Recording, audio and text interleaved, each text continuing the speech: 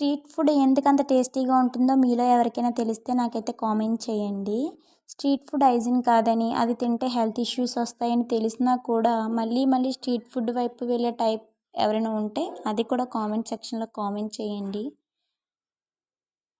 చల్లని వాతావరణంలో ఏదైనా వేడిగా తినాలనిపించి జొమాటో యాప్ ఆన్ చేస్తే నాలో అయితే క్రేవింగ్స్ స్టార్ట్ అయ్యాయి. క్రేవింగ్స్ స్టార్ట్ అవ్వగానే నేనైతే జొమాటో యాప్‌లో ఆర్డర్ చేస్తా, లేదంటే కిచెన్‌లోకెళ్ళి ఎక్స్పెరిమెంట్లు చేస్తాను. నేను చేసిన ఎక్స్పెరిమెంట్ ఒకటైతే సక్సెస్ అయింది. ఆ సక్సెస్ అయిన రెసిపీని అయితే మీకు చూపిద్దామని చెప్పి వీడియో చేశాను.